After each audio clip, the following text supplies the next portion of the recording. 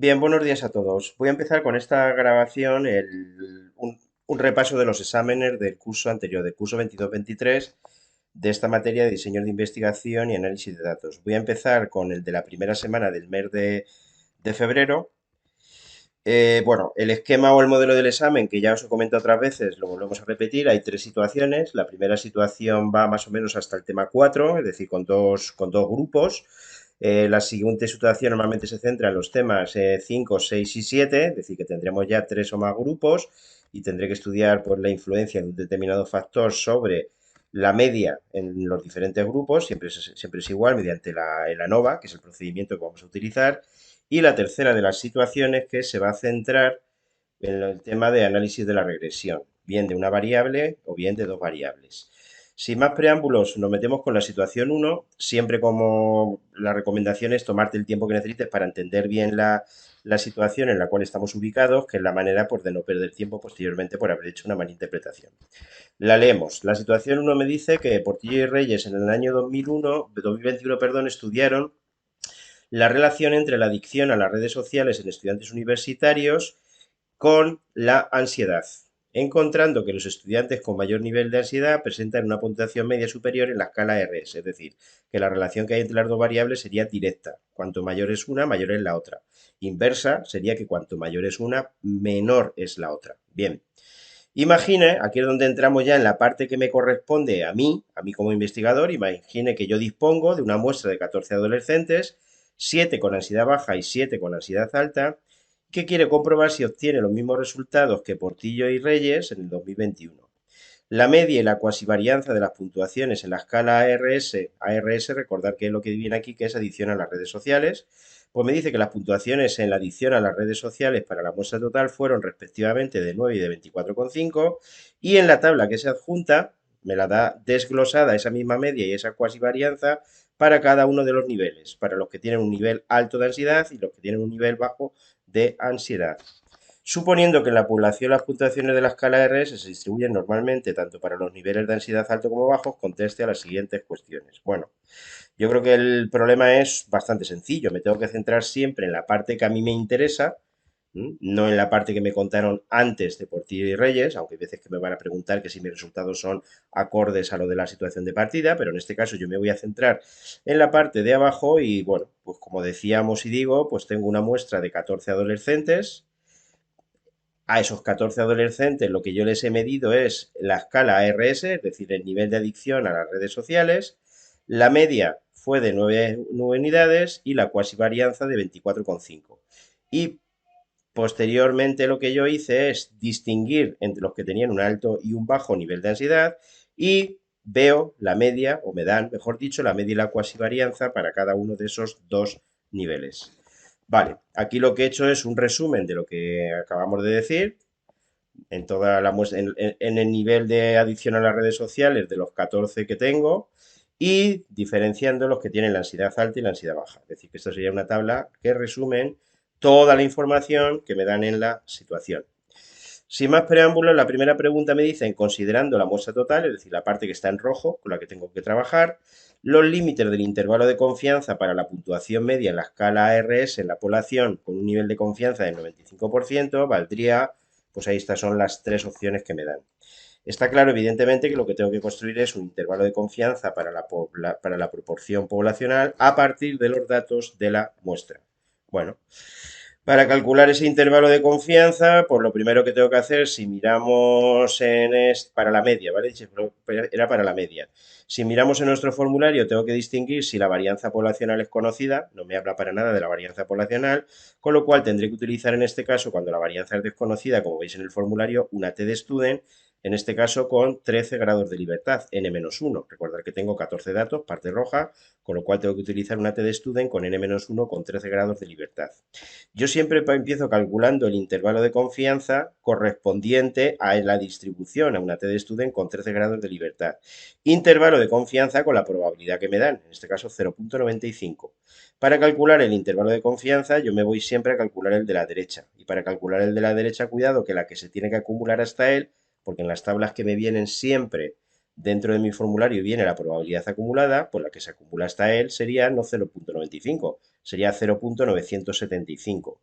la parte que está sombreada en azul, más esta cola de la izquierda, que tiene como probabilidad 0.025. Mirando en la tabla veo que el valor de la derecha es el 2.160. Como quiera que la distribución TD-STUDENT es simétrica, pues este valor sería el menor 2.160. Vale. Según el formulario, el error máximo lo tengo que obtener multiplicando ese valor de la t que acabo de calcular por Sn-1 entre raíz de n. Sn-1, fijaros que era 24,5. ¿Era 24,5? No. Fijaros que esa es la varianza. Por lo tanto, para calcular Sn-1 tendría que poner la raíz cuadrada. Cuidado con eso, ¿eh? Raíz cuadrada Sn-1 de 24,5 entre la raíz de n, entre la raíz de 14. Si hacéis la operación, eso queda 2.857. Recordar que el error máximo es el que me determina, el que representa el ancho o la amplitud del intervalo. Una vez que ya tengo ese error máximo, sin más que seguir las indicaciones del formulario, pues el procedimiento para calcular el intervalo de confianza para la media es I barra más menos el error máximo, es decir, a partir del valor que está en el centro, que es la media muestral, en este caso 9, resto y sumo la amplitud del intervalo. Sumando y restando, estos serían los límites que obtendría y comparando con las posibles opciones que me dan, salvo el último decimal que veis que falla, pues la respuesta sería la B. Segunda pregunta, para comprobar si las varianzas en los dos niveles de ansiedad son iguales, ¿cuál es la hipótesis nula que tendría que plantear? Bueno, lo que tengo que tener claro es que nos piden pues la hipótesis nula de un contraste sobre la diferencia de varianzas entre dos grupos. Tengo que tener claro que siempre que se plantea un contraste para igualdad o para diferencia, que es decir lo mismo, de dos parámetros poblacionales, siempre en la hipótesis alternativa es que esos parámetros son distintos, nunca lleva el igual, porque siempre la hipótesis alternativa tiene que marcar hacia la derecha, T es unilateral derecho, hacia la izquierda o tiene que plantear una diferencia. Nunca puede llevar el igual la hipótesis alternativa. Por lo tanto, la hipótesis alternativa sería que las varianzas en los dos grupos son distintas, la hipótesis nula la contraria siempre, que son iguales, y recordar que cuando se hacen contrastes sobre la varianza, lo normal es llevármelo todo a la izquierda. Para llevarme todo a la izquierda lo que haría es dividir en las dos partes de la ecuación entre sigma cuadrado bajo. Si divido en las dos partes entre sigma cuadrado bajo, pues a la derecha me quedaría 1. Cuando divido una cosa entre la misma me quedaría 1. Otra manera también de explicar lo mismo es que lo que está a la derecha multiplicando pasa a la izquierda dividiendo, pero a la derecha me queda un 1, no un 0. Vale. Por lo tanto, la respuesta correcta, si miráis las diferentes opciones que me dan, pues sería la A, como veis, ¿vale? Fijaros que en las posibles opciones me dan planteamientos relativos a llevármelo todo a la izquierda, pero también algunas de este de aquí. Vale, la respuesta correcta sería la A, como veis. Tercera pregunta me dice que tras poner a prueba la hipótesis de la pregunta anterior se concluye que, bueno, ¿qué es lo que tengo que hacer entonces? Pues tengo que llevar a cabo el contraste para verificar si la varianza entre los dos niveles de ansiedad son iguales o son diferentes. Pues vamos a hacerlo.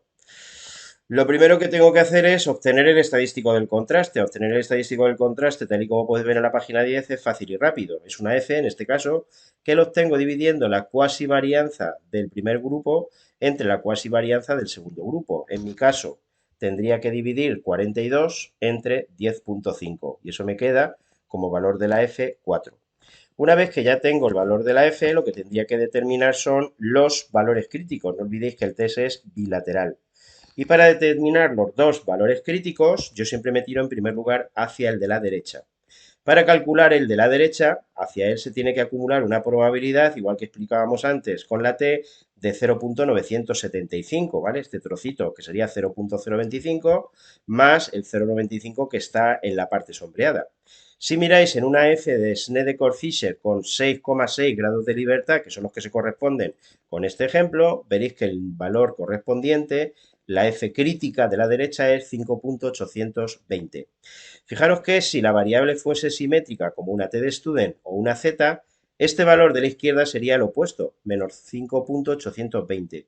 Pero en el caso de la f de Snedeker-Fisher, tengo que utilizar la propiedad recíproca, que también aparece en el formulario. Este valor es no el opuesto de este, sino el inverso.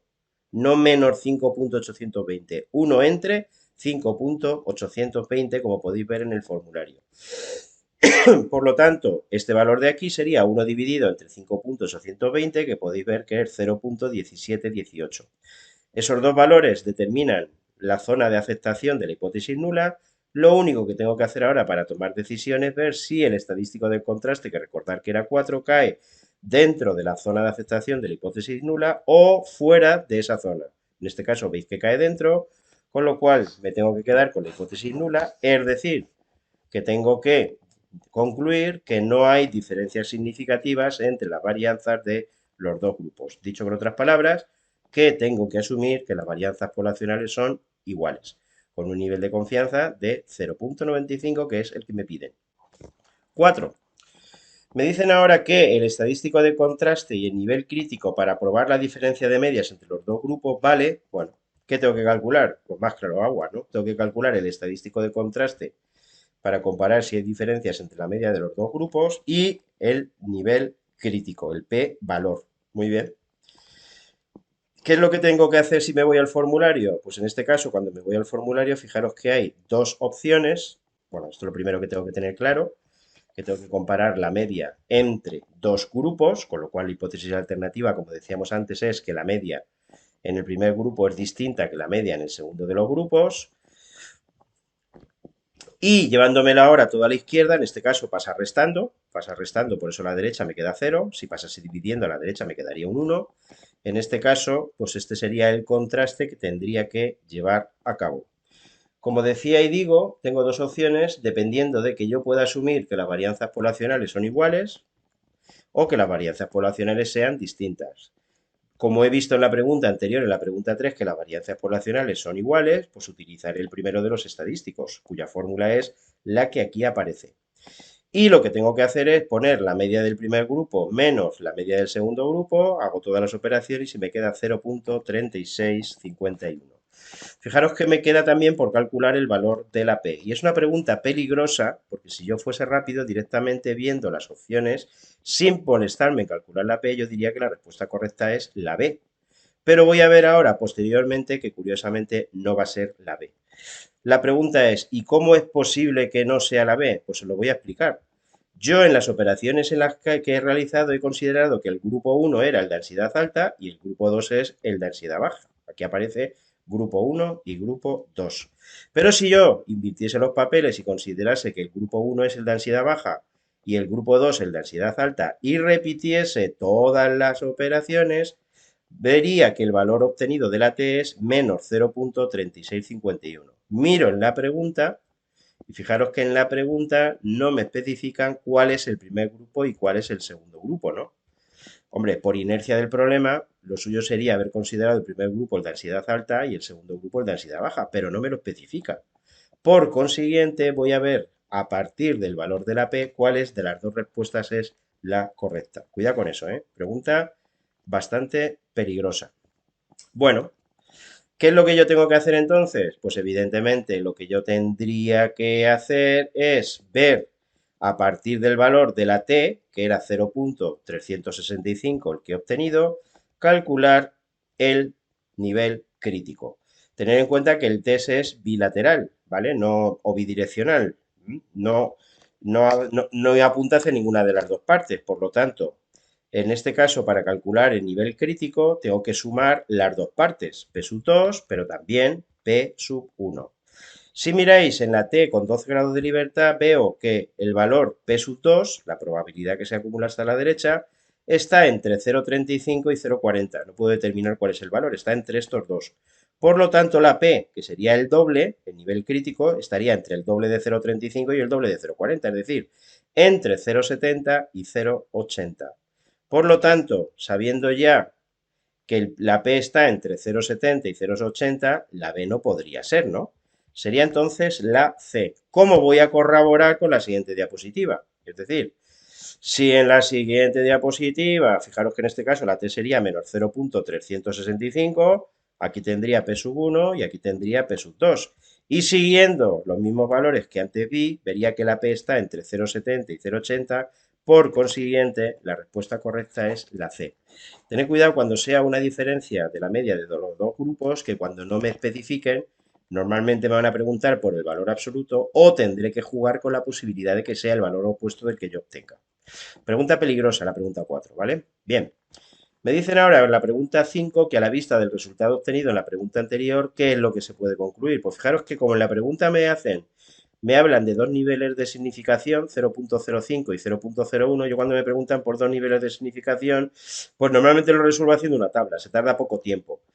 En el nivel de confianza 0,95, o lo que es lo mismo, con una significación de 0,05, fijaros que la P yo antes vi que estaba entre 0,70 y 0,80. La pregunta, ¿es P que está entre 0,70 y 0,80 más pequeña que 0,05? Pues no. Por lo tanto, si P no es menor que alfa, pues la decisión es que el test no es significativo, o lo que es lo mismo, no puedo rechazar la hipótesis nula. O lo que es lo mismo, me tengo que quedar con la hipótesis nula. ¿Qué ocurre cuando el nivel de confianza es del 0,99? Pues con mayor motivo. Si no era más pequeño que 0,05, no va a ser más pequeño que 0,01, ¿no? Repito todos los procedimientos y llego a idéntica conclusión. Decisión. Pues la decisión es que tanto con un nivel de confianza de 0,95 como de 0,99, la decisión es quedarme con la hipótesis nula. Dicho con otras palabras, que no hay diferencias entre la media de ansiedad de los dos grupos. Por lo que, como veis, la respuesta correcta es la C. Fijaros que en la C uno dice, hombre, es que solamente te habla del 95%, pero no del 99%. Es que poner aquí y 99% sería redundante, porque si un test no es significativo con un nivel de confianza, con cualquier otro que sea mayor, evidentemente que tampoco lo va a ser. Respuesta correcta, la C. 6. Suponiendo que el tamaño del efecto obtenido fuese de 0,20, ¿qué se puede interpretar? Bueno, la interpretación del tamaño del efecto yo creo que es bastante fácil. En este caso, fijaros que obtuve o veo aquí que el grupo de ansiedad baja tiene una media inferior, es decir, que estaría hacia la izquierda, tiene una media más pequeña, este que he puesto con este color. Mientras que el de ansiedad alta está hacia la derecha. Se supone, para que tenga sentido el tamaño del efecto, que los dos grupos tienen que tener una forma, una variabilidad, que es lo que determina la forma, similar.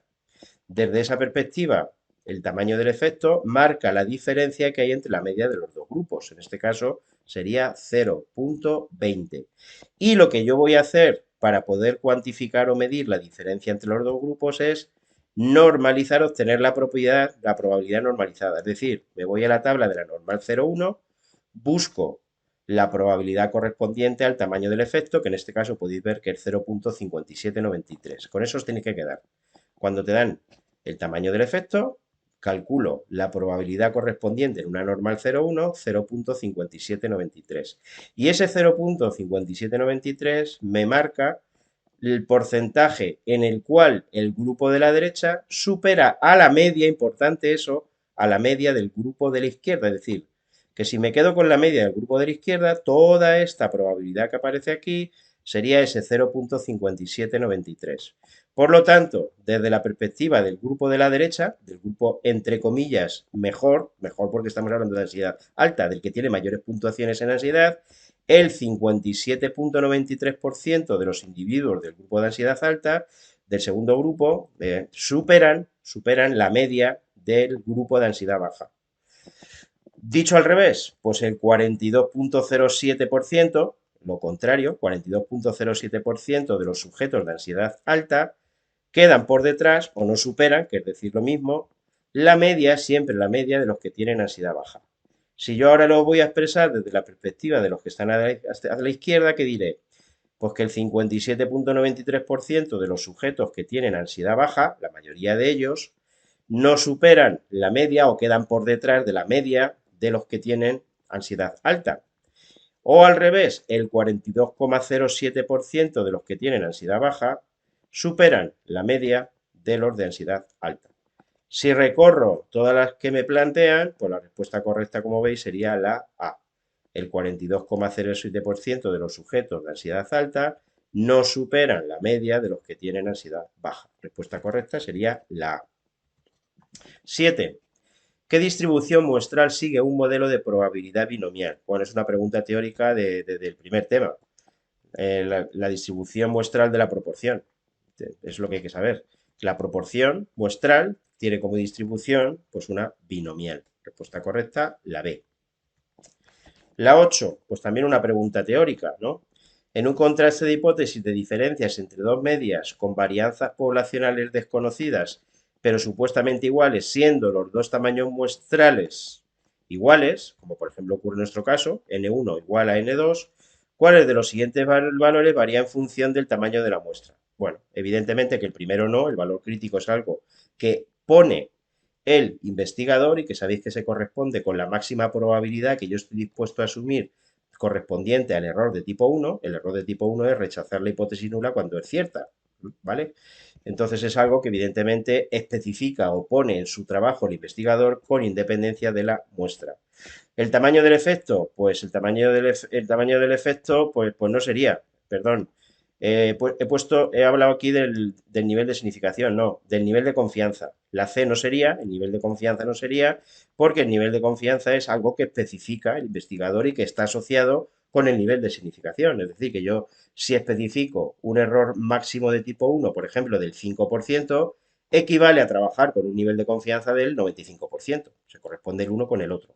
Por lo tanto, el nivel de confianza no está determinado por el tamaño de la muestra. El tamaño del efecto la B tampoco, porque precisamente una de las características que tiene el tamaño del efecto es que es independiente del tamaño de la muestra. Por lo tanto, la respuesta correcta sería la valor crítico. Hombre, esta es una de las típicas preguntas que, como yo digo muchas veces en clase, pues es de las que casi igualatelas para el final en función de las necesidades que veas, ¿no? No es una pregunta así que uno tenga súper claro que tiene que responder. Yo reconozco incluso que cuando la leí tuve mis dudas que tuve que pensarla un rato gordo. Pregunta 9.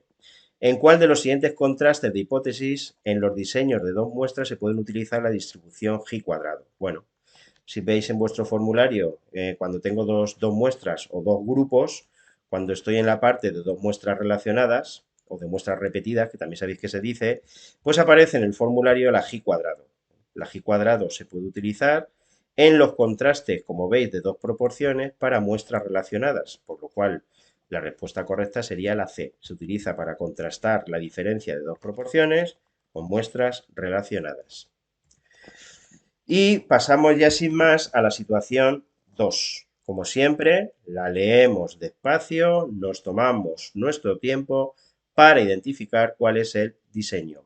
Situación 2, temas 5, 6 y 7. ANOVA, ¿vale? Veis aquí ya suma cuadrados totales, medida de cuadrado de los sujetos, medida cuadrática del error, con lo cual ya evidentemente que estoy en una ANOVA. Vale, me dicen que un estudio de Carlson, Hanson y Fitzroy en el 2016 señala que uno de los factores que más pueden influir en la desestabilización de la relación de pareja son las tareas de los cuidados que conllevan la paternidad, de forma que aquellas que no comparten esas tareas presentan peores índices de satisfacción en sus relaciones que aquellas otras que sí que lo hacen de manera igualitaria. Bueno, por lo que pone de manifiesto ese estudio, el resumen es que aquellas parejas en las cuales no hay un reparto igual en las labores de cuidado de los hijos o de las labores propias de la paternidad, cuidado de los hijos, pues que evidentemente tiene una sensación de confort pues peor, cosa que es esperable.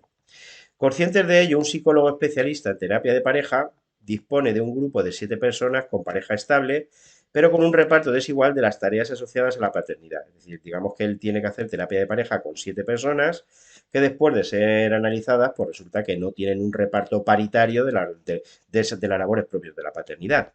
Y todas ellas acuden a sesiones semanales de 90 minutos para abordar este conflicto, es decir, hacen terapia y me dicen que al inicio de la terapia responden a la escala de valoración de la relación V, es decir, digamos que esa es la variable que se les mide, la valoración de la relación, siguiendo la escala esa de Hendry de 1998, y esa misma valoración la repiten a las 5, a las 10 y a las 15 semanas. Bueno, en la última línea me pone claro qué es lo que yo quiero evaluar, se espera como resultado de la terapia mejora la valoración de la relación, es decir, es un problema muy típico en el cual estamos dando un tratamiento a una serie de sujetos con el fin de solventar o resolver pues una disfunción, ¿vale? Que puede ser pues una enfermedad, puede ser pues no sé, que tengan alto nivel de colesterol, o en este caso pues que tengan pues un reparto desigual de las tareas asociadas. Esa sería en este caso la enfermedad entre comillas.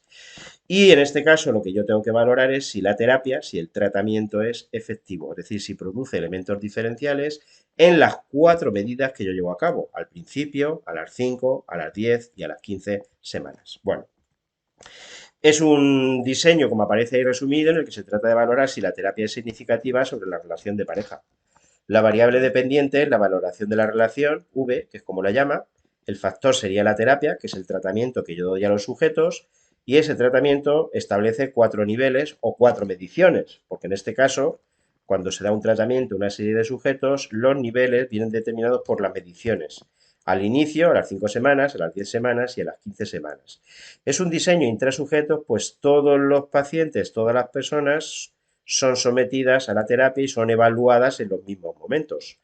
Es un diseño, pues, intrasujetos con un factor que es la terapia. Bueno, no lo he puesto, pero también sería equilibrado, evidentemente, porque cuando es intrasujetos, todos los sujetos pasan por todas las situaciones experimentales, y también sería de efectos fijos, porque la terapia sería conocida por el psicólogo, es decir, no es una terapia al azar de que me junto con él y a ver qué se me ocurre contarle. Vale.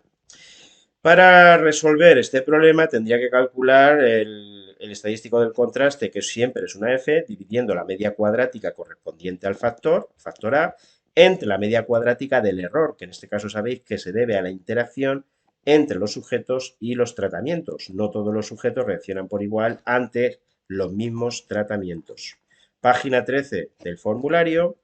Y si me voy a esa página 13 del formulario, lo primero que hago es determinar cuánto vale la A y cuánto vale la S, que son ingredientes que aparecen en la columna correspondiente a los grados de libertad. Bueno, la A vale 4, ¿vale? La A vale 4 porque la terapia tiene 4 niveles. Al principio, a las 5 semanas, a las 10 semanas y a las 15 semanas. Es decir, tendré 4 grupos de puntuaciones. El número de sujetos, pues vale 7. Aquí veo 7 personas que pasan por todas las situaciones experimentales. Sabéis que en este caso las fuentes de variación se deben en primer lugar al factor, también a los sujetos, y va a haber otra, que es el error, que digamos que no es expresable desde los tratamientos y que se debe por la respuesta particular que cada sujeto da a cada uno de los tratamientos. Esto es lo que se llama el error en este contexto. Los grados de libertad, siguiendo las indicaciones que aparecen en el formulario, serían 3, 6, 18 y 17, y esto es la traslación de estos datos en estas situaciones. ¿Qué es lo que yo voy a hacer? Pues rellenar la tabla nova. Fijaros que normalmente yo lo estoy acostumbrado a hacerlo al revés. Por ejemplo, si tuviese la suma de cuadrados de los sujetos teniendo los grados de libertad, divido este de la izquierda entre este de la derecha y obtendría la media cuadrática. ¿Qué creéis que voy a hacer ahora teniendo la media cuadrática y los grados de libertad? Por lo contrario de dividir, que es multiplicar. Es decir, que para calcular la suma de cuadrados de los sujetos multiplicaré 6 por 12.3 y de igual forma para calcular la suma de cuadrados del error, pues multiplicaré este 18 por ese 2.8. Pues eso es lo que he hecho. Llevando a cabo esas operaciones, tengo ya la suma de cuadrados de los sujetos y la suma de cuadrados del error. ¿Qué creéis que voy a hacer ahora para obtener la suma de cuadrados correspondiente al factor? Pues yo normalmente sumo la suma de cuadrados del factor de los sujetos y del error y obtengo la suma de cuadrados totales. ¿Qué haré ahora para calcular la del factor? Pues lo contrario de sumar, que es restar. Si al total 176.4 le resto 50.4 y 73.8, obtendría este 52.2, que es la suma de cuadrados correspondiente al factor. Casi lo tengo ya. Para calcular la media cuadrática o la media de cuadrados del factor, tendría que dividir ese 52.2 entre 3, me da 17.4. Antes de seguir, recordar que estos tres valores que aparecen aquí me marcan la varianza o la variabilidad del factor de los sujetos y del error respectivamente, de las diferentes fuentes de variación. Y por último, calculo lo que a mí me interesa, el valor de la f, dividiendo este 17.4, media cuadrática del factor, entre la media cuadrática del error, 2.8, y me queda 6.21. Ese sería el estadístico del contraste, y en este caso la f tendría como grado de libertad 3 numerador, 18 denominador, 3, 18. Perfecto, pues una vez que llego ahí, estaría en disposición de responder por lo que me quieran preguntar. Pregunta 10. Una de las características de los diseños intrasujetos, ¿cuál es? Pues ya lo dije antes de pasada, que siempre son equilibrados. ¿Por qué siempre son equilibrados? Pues porque siempre son los mismos sujetos los que pasan por las diferentes situaciones experimentales. Por lo cual, una de las características de este tipo de diseños es que siempre son equilibrados. Respuesta A. 11. ¿Qué ventaja presenta el ANOVA de muestras relacionadas sobre el de muestras independientes? Pues hombre, pues que evidentemente tengo que hacer el estudio centrándome en una menor cantidad de sujetos. Yo en este caso, con los 7 sujetos, voy a evaluar la terapia.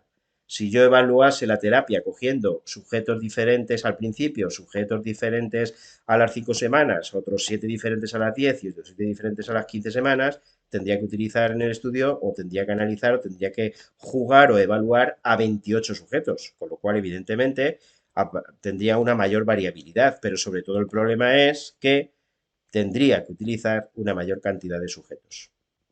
12. ¿Cuánto vale la media cuadrática debida a la terapia? Pues bueno, la media cuadrática debida al factor que es la terapia, pues aquí lo tengo, 17.4. Respuesta correcta, la A. En el 13, si establecemos un nivel de significación de 0.01, 99% nivel de confianza o 0.99, ¿cuál sería el valor crítico? Pues eso es lo que tengo que calcular. El valor crítico para rechazar o no la hipótesis nula, pues vamos a calcularlo. Bien, si miráis en una F del Nedecorf-Fischer de 3,18, pues el valor crítico sería 5.092, ¿vale? Con lo cual la respuesta correcta sería la C, 5.092 sería el valor crítico. Pregunta 14. La condición de igualdad de covarianzas entre todos los niveles de factor debe cumplirse ¿en qué modelo? Pues es una pregunta teórica. Precisamente en el modelo de muestras relacionadas. En el ANOVA de muestras relacionadas, por tanto la respuesta correcta sería la B. Pregunta 15. El estadístico del contraste que se obtiene con estos datos es, pues bueno, aquí lo tengo, 6.21, por lo que la respuesta correcta es la A. Pregunta 16. El nivel crítico P correspondiente al estadístico obtenido en la pregunta anterior vale, pues vamos a calcularlo, ¿no? Bueno, el nivel crítico que hemos obtenido era 6.21 y si miráis la probabilidad correspondiente al 6.21 no viene. El más cercano que viene en las tablas de la F de Nedecorf-Fischer es 6.028. Ese 6.028 aparece en la F de Nedecorf-Fischer en la última, en la correspondiente a un nivel de probabilidad de 0.995. No olvidéis que ese 0.995 marca justamente lo contrario, desde el principio hasta el final. Por lo que la probabilidad que queda por encima de ese 6.028 es 0.005. Si este valor, el correspondiente al estadístico del contraste, es mayor, pues evidentemente yo puedo decir que la P es más pequeña que 0.005. ¿Cuál es la respuesta correcta? ¿Sería la A correcta? ¿Es la P mayor que 0.05? No, hombre, no. Si es más pequeña que 0.005. ¿Está entre 0.01 y 0.05? No, es más pequeña. ¿Es más pequeña que 0.01? Sí. La respuesta correcta sería la C. 17. Con los resultados obtenidos, la interpretación de los resultados es, pues bueno, la conclusión, pues lo tengo todo. La conclusión es que evidentemente el estadístico del contraste cae en la zona de rechazo de la hipótesis nula, por lo tanto, lo que yo puedo decir es que la terapia es significativa. Dicho con otras palabras, las medias al principio, a las 5, a las 10 o a las 15 semanas será diferente, por lo que tiene un efecto sobre los tratamientos, tiene un efecto sobre los sujetos. Respuesta correcta, la B. Y pasamos, por último, a la tercera de las situaciones del examen, que yo creo que también es bastante sencilla. Bueno, me dicen que en biología se piensa que el tamaño promedio de los individuos de la especie de mamíferos es un factor clave en su periodo de gestación. Bueno, el periodo de gestación todo el mundo lo sabe, de tal manera que te lo pone. Tiempo en el cual se desarrolla en el útero el embrión desde la concepción hasta el nacimiento. Dice que esta idea procede de la observación de que a mayor masa de la especie, X, esa sería la variable predictora, mayor tiende a ser el periodo de gestación, Y, variable pronosticada. Los datos y algunos estadísticos resumen aparecen en la tabla 1. Bueno, pues en la tabla 1 aparecen los datos que yo he evaluado el peso medio del elefante y he visto cuáles son las semanas de gestación, el caballo, el oso, el león, el lobo, el tejón, el conejo y la ardilla. Y hombre, aquí simplemente mirando la tabla, efectivamente parece verse de una manera razonada que cuanto mayor es el peso, mayor es el tiempo de gestación. Vale. Fijaros que la X es la masa, que es la que yo voy a utilizar como variable predictora, y a partir del valor de la X voy a intentar predecir el valor de la Y, mediante, pues esa es la pregunta, ¿mediante qué? Pues mediante un modelo de regresión simple, ¿vale? Es un modelo de regresión simple porque solamente tengo una variable predictora y voy a predecir la variable Y, que es el tiempo de gestación. Bueno, Lo primero que voy a contar es cómo obtener los valores que voy a necesitar y que son la media y la desviación típica de cada una de las variables y el coeficiente de correlación lineal y la recta de regresión con sus dos elementos fundamentales que son la pendiente y la ordenada en el origen o el intercepto. Vale.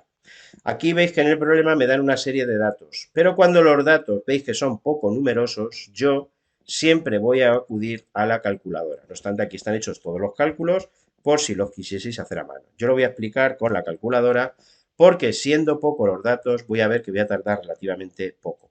Bueno, me voy a la calculadora y voy a explicar cómo introducir todos los datos. Me voy al menú de la calculadora, voy pasando con el joystick y en esta calculadora el modo estadístico está en el 6. Le doy al igual y voy a utilizar cálculos de regresión y igual a más bx, ¿vale? Eso significa la regresión lineal. Yo voy a predecir los datos de la y mediante una recta, la recta de los mínimos cuadrados. Muy bien, le doy al igual, el 2, perdón, le doy al 2 y voy a introducir los datos de la primera variable, en este caso de los pesos. El primer dato es 6.000, le doy al igual, el siguiente dato es 400, le doy al igual, el siguiente dato es también 400, le doy al igual, el siguiente es 200, también le doy al igual, 34 le doy al igual, 12 le doy al igual, 2 le doy al igual y 0.5 y le doy al igual. Me subo con el joystick y voy a introducir ahora los datos de la otra variable, en este caso de las semanas de gestación. 88, 48, 30, le doy al igual, 17 le doy al igual, 9 le doy al igual, 8 le doy al igual, 4,5 le doy al igual y el último que es el 3,5 y le doy al igual. Borro todos los datos, una vez que ya los he introducido, borro la pantalla, perdón, iba a decir borro todos los datos, no, borro la pantalla con esta tecla, AC, y voy a la manera de recuperar todos los valores que yo voy a utilizar. Y esto está en opciones. Le doy aquí a la tecla esta que pone opciones y voy a poner, para que veáis que sale lo mismo, donde pone dos cálculos de dos variables. Le doy al 2 y automáticamente ahí me salen pues un montón de parámetros. Por ejemplo, la media de la primera variable, 881,0625, este valor de aquí. La media de la segunda variable, la desviación típica, bueno, vamos a ir en orden, la desviación típica de la primera variable, en esta calculadora, la desviación típica la representa con la letra sigma, ¿vale? Sigma es la desviación típica. Eso evidentemente te lo tienes que aprender. 1941.3634. Si me voy ahora a la segunda variable, la media de la segunda variable, aquí la tengo, sería 26, y la desviación típica de la segunda variable, que la tengo aquí, sigma i, no olvidéis que sigma es la desviación típica en esta calculadora, sería 27,4010, ¿vale? Redondeando a 4 decimales. Una observación para que veáis que se corresponde con lo que me da en la tabla es que la cuasivarianza de la x varía, la cuasivarianza es Sx en esta calculadora. Pues Sx es 2075,4048, el valor que veis aquí. Y SI sería 29,2929. Vale.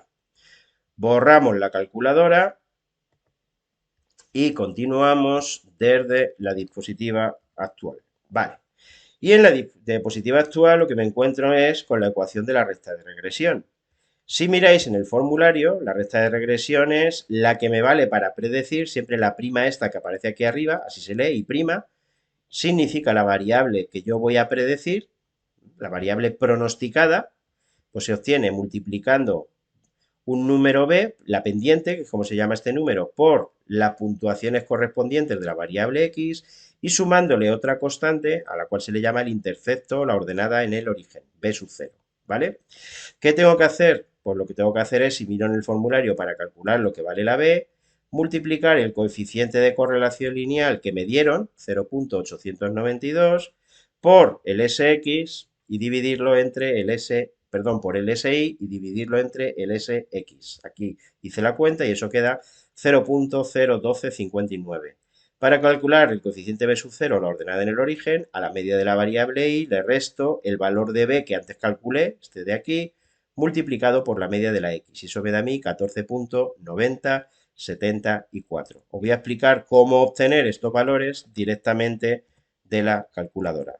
Recupero la calculadora, borro la pantalla, le doy a opciones y obtengo, le doy al punto 3, donde pone cálculos de regresión. Le doy al 3 y ahí en la 3 me dice que para la recta de regresión igual a más b por x, la b, lo que va delante de la x, la pendiente valdría 0,01259, quiero que veáis que es el mismo valor, 0,01259. La A valdría, la ordenada en el origen, la A valdría 14,9037, ¿vale? Este punto de aquí, 14,9031, y además me da el coeficiente de correlación lineal, la R, que hay veces que no me la dan. La R marca la correlación lineal que hay entre la variable X y la variable Y, 0,892. 0,892, vale. Bien, desde la diapositiva actual continuamos y antes de seguir, pues hombre, explicaros un poco de qué va esto de la correlación y de la regresión lineal, ¿no? La recta esta, cuya ecuación hemos visto antes, esta de aquí, lo que representa es la que mejor se adecúa a la nube de puntos, en relación con los mínimos cuadrados, es decir, que los errores, que las distancias desde cada punto a la recta sea la menor posible. Bien, esta recta veis que tiene una relación ascendente, a mayores valores de la X, mayores valores de la Y. Eso yo también lo podría predecir simplemente observando este valor de aquí. Este valor de aquí indica la relación que hay entre la X y la Y. En este caso la relación es directa. Cuanto mayores son los valores de la X, mayores son también los valores de la Y. Además, la relación que hay es ciertamente elevada, se considera ciertamente elevada cuando está cerca de 1, porque los valores de la R oscilan entre -1 y 1. Cuando los valores están aproximadamente cerca de 1, indican mucha relación directa, cuando están cerca de -1, mucha relación inversa. Otra interpretación, este valor que aparece aquí, que es la pendiente, este 0,0126, marca la inclinación que lleva la recta. Pero lo que es más importante, desde la parte que nosotros estamos viendo, lo que representa es por cada unidad que aumenta la X, es decir, por cada kilo que pese más una especie, estas serían el tiempo de gestación, las semanas de gestación lo que aumentarían. Es decir, que por cada kilo más que pese una especie, tendrían una 0,0126 semanas más de gestación. Por cada unidad que aumenta la X, las unidades que aumentaría la Y. En este caso, el periodo de gestación.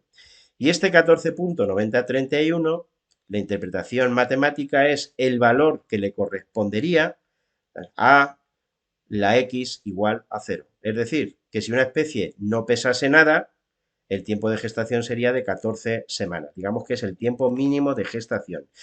Esa sería la explicación matemática. Desde un punto de vista del problema no tiene sentido, porque no hay ninguna especie cuyo peso medio sea 0 kilos, que no tenga peso. Eso es imposible.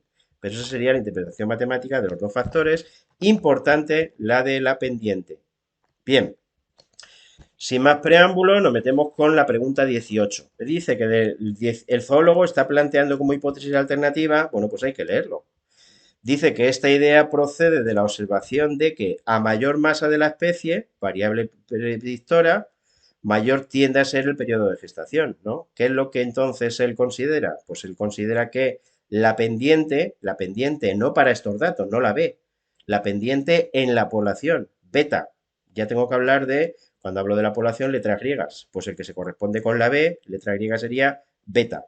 Por lo que él, su hipótesis es que beta es mayor que 0, que la pendiente en la población es positiva. Dicho con otras palabras, que cuanto mayor es el peso, mayor es el periodo de gestación. Estas serían las dos hipótesis, por lo cual, como lo que me preguntan es la hipótesis alternativa, pues la respuesta correcta sería la B.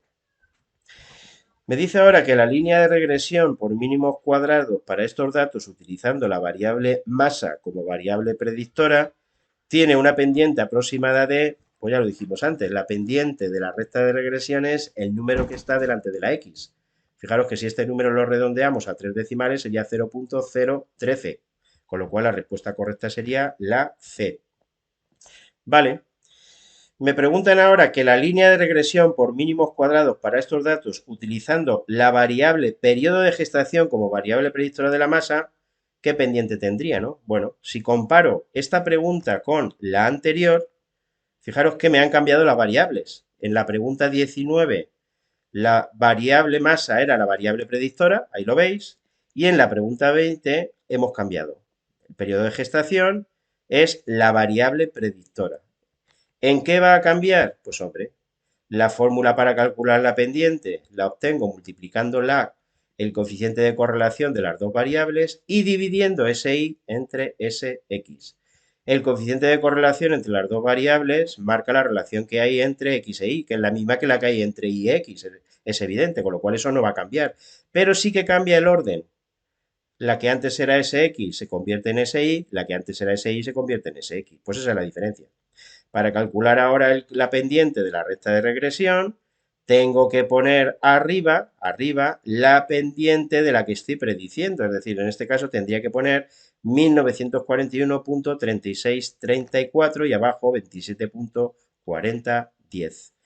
Si hacéis las operaciones, eso da como resultado 63.1983. ¿Vale? Con lo cual la respuesta correcta es la A. No está puesto, pero veis que la respuesta correcta sería la A. Vale, ahí está puesto, la A.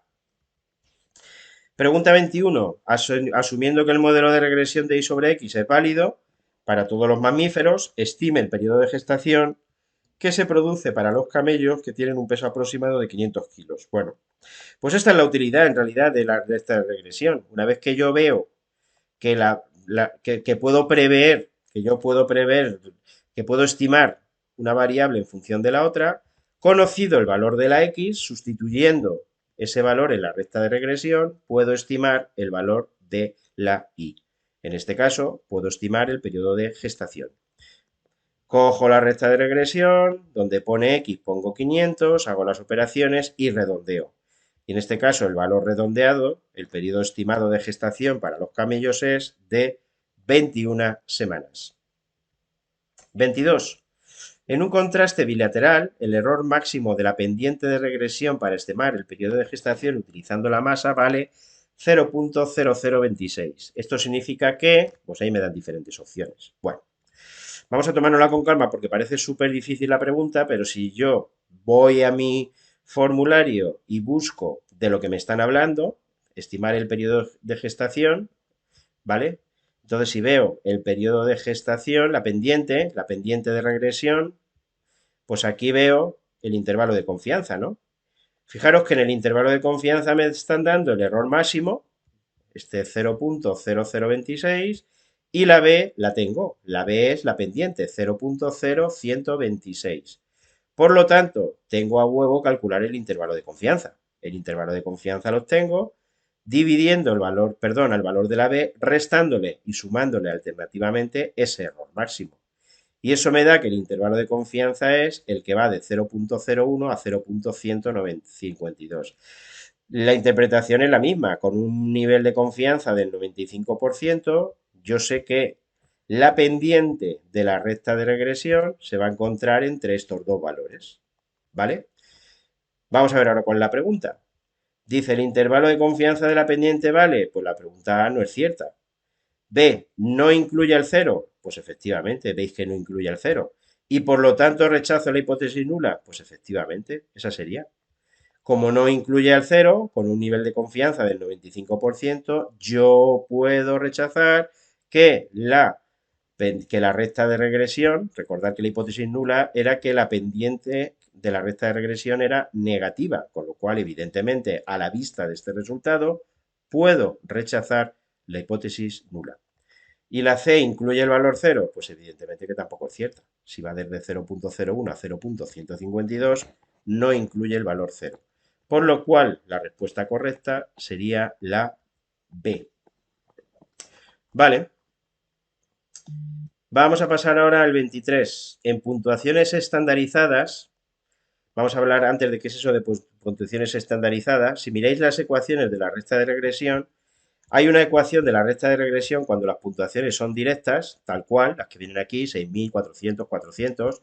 Esta es la ecuación de la recta de regresión y ya hemos visto antes cómo calcular incluso la b y la ordenada en el origen, ¿no? Si yo utilizase puntuaciones diferenciales, es decir, remitidas a la media de cada grupo, restándole a cada valor la media de su grupo, esos son lo que se llaman mediciones o medidas diferenciales, puntuaciones diferenciales. En este caso, la recta de regresión sería esta.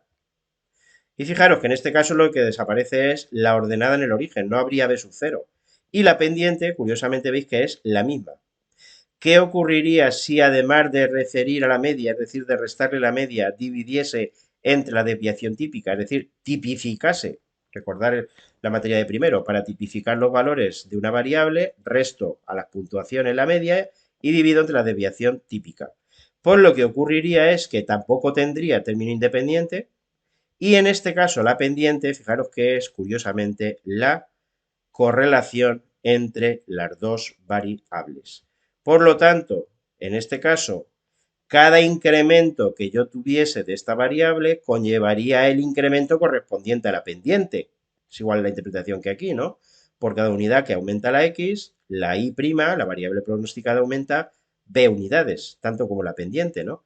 En este caso igual aquí, por cada unidad en puntuaciones diferenciales, la y' aumentaría el valor de la pendiente. Pues en este caso, cuando yo tengo puntuaciones tipificadas, por cada unidad que aumentase la variable tipificada, zx, que llamé el aquí, lo que aumentaría las puntuaciones pronosticadas serían el valor de la correlación, que era, y es, aquí lo veis, 0.892. Por lo cual la respuesta correcta es la A. 24. Utilizando el ANOVA, el estadístico de contraste y su p-valor para poner a prueba la significatividad de la recta de regresión como variable predicha y del peso como variable predictora valen, bueno, si veis en los diferentes contrastes que se pueden llevar a cabo, uno de ellos es la ANOVA. Y la ANOVA se utiliza para justamente lo que pone ahí, poner a prueba si la recta de regresión es significativa. Es decir, si el coeficiente de correlación lineal es significativamente distinto de cero.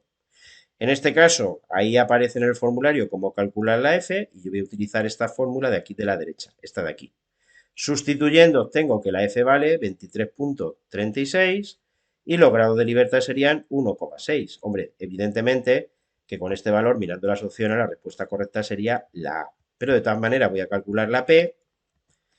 La he calculado aquí, la P quedaría menor que 0.005, con lo cual evidentemente ya sí que estoy seguro de que la respuesta correcta sería la A. Y por último, en el 25 me dicen que en qué situación vale lo mismo la pendiente de la ecuación de regresión simple y la correlación entre las dos variables. Pues casi todo el rato haciendo lo mismo. La pendiente de la regla de la recta de regresión simple vale, como veis aquí, el valor de la b, la pendiente, Rxy por Si entre Sx. Y la pregunta es, ¿qué tiene que ocurrir para que esto sea igual que Rxy, que la pendiente? Pues lo que tiene que ocurrir es que lo que le puse el círculo valiese 1. Pero para que eso valga 1, lo que está arriba y lo que está abajo tienen que ser iguales. ¿Qué tiene que ocurrir entonces? Pues que la desviación típica de la variable dependiente y la desviación típica de la variable independiente, o lo que la desviación típica de la variable predictora y de la variable que predigo, pues tiene que ser iguales. Lo mismo me va a hablar de desviaciones típicas que de varianzas. Por lo tanto, la respuesta correcta sería que la varianza de la variable independiente y dependiente sean iguales. Respuesta correcta, la A. Y hasta ahí terminaríamos este primer examen.